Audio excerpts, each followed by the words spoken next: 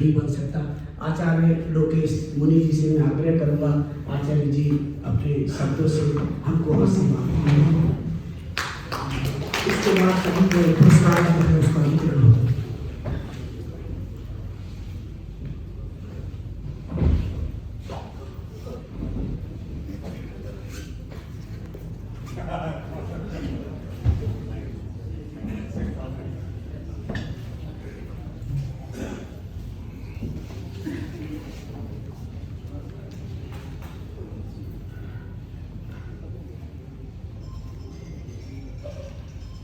Mobile की घंटियों को silent किया जाए, बीच में पानी वगैरह कोई वितरण ना हो, ठीक है।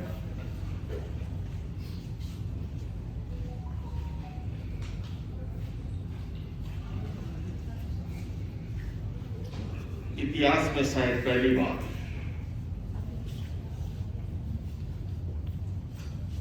एक बौद्ध सन्यासी द्वारा बौद्ध धर्म की संस्थाओं के द्वारा जैन धर्म के 24वें तीर्थंकर भगवान महावीर की जन्म जयंती पर कार्यक्रम आयोजित किया है। उसके लिए सबसे पहले हमारे दीपंकर सुमेधे जी को मैं बहुत बहुत उनका अभिनंदन करना चाहता हूँ, आभार प्रकट करना चाहता हूँ, कृतज्ञता व्यक्त करना चाहता हूँ। और मुझे लगता है यही उदारता हमारे जन जीवन में समाज में आ जाए तो मुझे नहीं लगता कि कभी हमें बंगाल के या बिहार के या गुजरात के दंगे देखने पड़ेंगे। ये प्रेरणा यहां से ली जा सकती।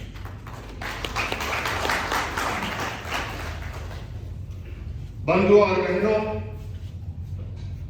भगवान बुद्ध जिन्होंने करुणा का संदेश इस दुनिया को दिया और मौजूदा युग का सबसे बड़ा अगर संकट कोई है, हालांकि आज से 50 वर्ष पूर्व महात्मा गांधी ने पूछा कि सबसे बड़ा संकट क्या है, कहा गया कि करुणा का स्रोत सूखता जा रहा है। कल ही मैं सोशल मीडिया पर देख रहा था, एक आईएएस अफसर के पिता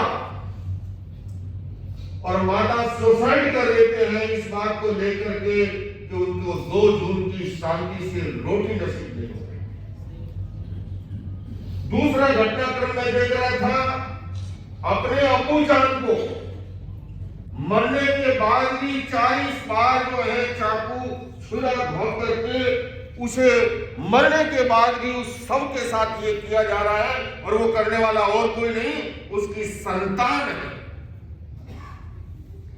बंधुओं और बहनों, ऐसे माहौल में भगवान महावीर का दर्शन मौजूदा समय में और अधिक प्रासंगिक हो गया है। वह महात्मा बुद्ध की करुणा, वह भगवान महावीर का अहिंसा का संदेश, और उसके लिए इस तरह के कार्यक्रम जो है वो निश्चित रूप से उपयोगी है।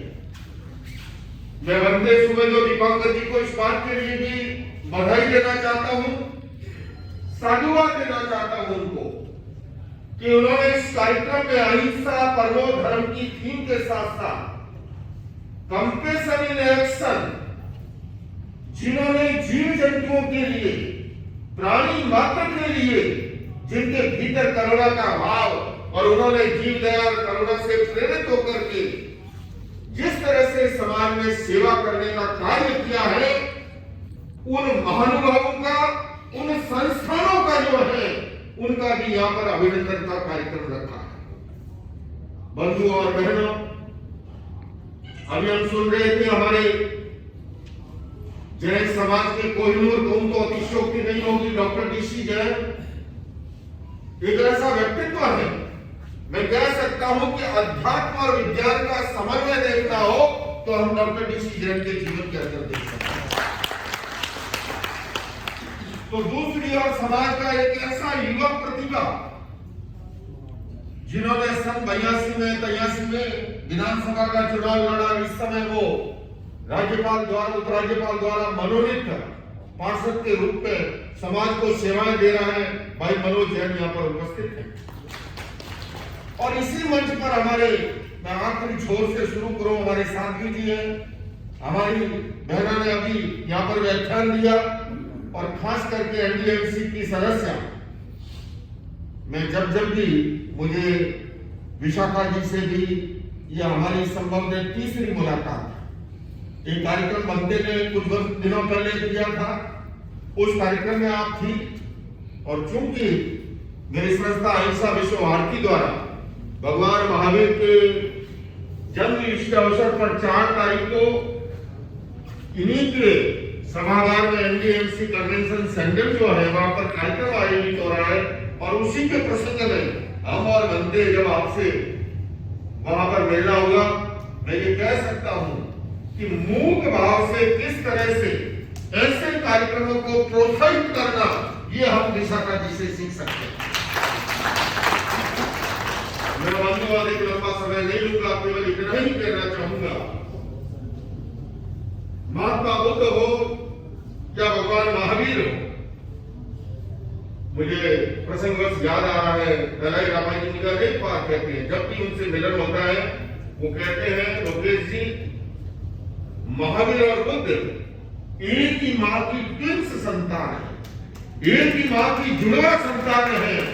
और भजन दीपांकर जी ने जब से इनसे मिलना होगा मेरा, उसके बाद मुझे जो लगता है दोनों एक जुड़वा भाई की तरह। मैंने इनसे नहीं कहा था ये कार्यक्रम आयोजित करने के, इन्होंने कहा मैं ऐसा करने जा रहा हूं, तो मेरे लिए ये सुखद आश्चर्य था।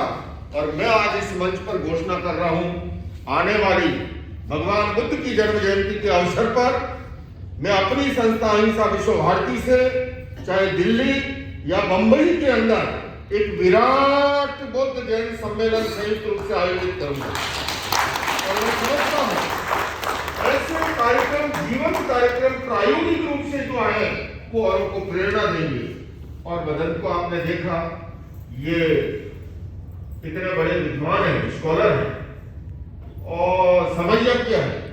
जब रामलीला मैदान में प्रसंग था, जिस समय आप सबको पता है, वहां से मुझे सही सलामत निकाल करके लाने वाले कोई थे तो ये बंदे ही थे। इन्होंने ही उस समय जो भूमिका निभाई, और बल्कि पुलिस वालों से कहा रहे तुम क्या देख रहे हो, ये सब रास्ता बनाओ।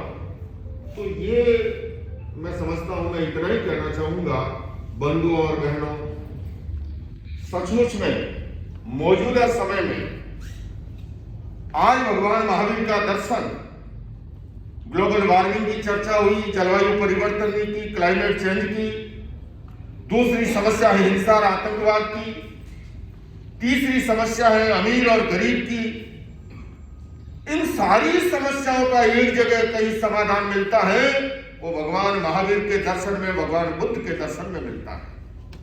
और अभी हमारे बनते जी कह रहे थे कि जानवर ये कोई बुरा शब्द नहीं है। मैं उसी के साथ अपनी बात खत्म करना चाहूंगा। पति पत्नी में झगड़ा हो गया, झगड़ा हुआ तो पति ने गुस्से में तमतमा करके कहा कि, पत्नी ने गुस्से में करके कहा कि तुम तो जानवर हो। बनते पति मुस्कुराने लग गया, तो पत्नी को और गुस्सा है, बोले पता भी है मैंने क्या कहा है तुम्हें, जानवर हो जानवर। पति फिर भी मुस्कुराता है, तो पत्नी ने कहा कि जानते हो किसको कहते हैं जानवर। उसने कहा हमारी शादी को 25 साल हो गए, हमने पिछले साल ही सिल्वर जुबली मनाई, लेकिन आज दिन तक जिस शब्द के लिए मैं तरस रहा था, पहली बार तुमने कहा है, क्योंकि तुम मेरी जान है और मैं तेरा गर्व हूं।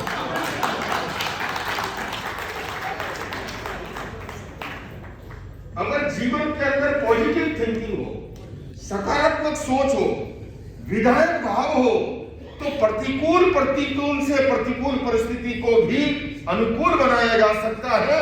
और उसी को जैन दर्शन में सम्यक दर्शन का